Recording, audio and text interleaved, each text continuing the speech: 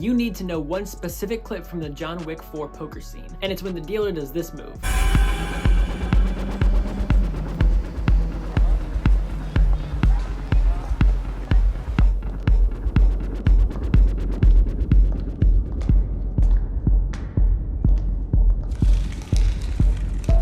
And in cardistry, that's called a dribble, and that's what I'm teaching you today. And if you want to learn all of the other moves that were done in the John Wick 4 poker scene, including card throwing, then make sure to subscribe to the channel. And if you're wanting to use the actual playing cards from the movie, you can check out the description below to get these for 10% off. Now you're going to want to know how to catch it before you do the move, that way cards don't go everywhere while you practice. Take your offhand and just have the palm face up, and then move your pinky up as well, and then tilt it a little bit down toward your fingers. Next it comes to the grip. So you're going to take your thumb and place it along the left side of the short edge on the bottom.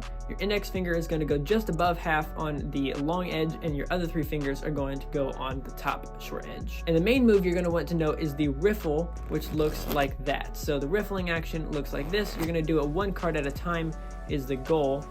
It should look something like that. And there's many different other ways that you should know how to do this from, whether it be the riffle shuffle or riffle fan or the anaconda or many other different things. But for today, we're just doing it with the dribble. Even this is riffling.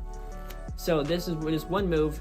There we're going to be doing the dribble. So now that you've got the riffle down, now we're going to get back into this grip. Now your index finger is going to be a big part, and you're going to be pushing down with your index finger at the same time that you're pulling up with your thumb. The last thing that you're going to want to know about the grip is that all of my fingers are almost right at that bottom edge in that last card. It is barely over by probably 2 or 3 cards.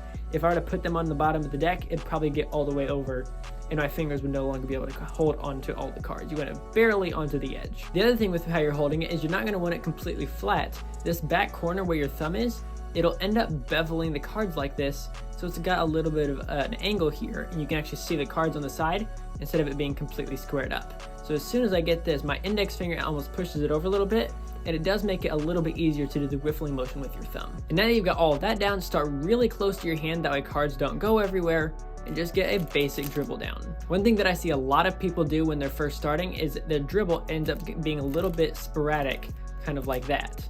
And that is totally okay. That just means your hands haven't built up enough strength yet. Eventually it'll get to the point to where it's close and steady like this. And then the eventual goal, of course, is to be able to get it even higher.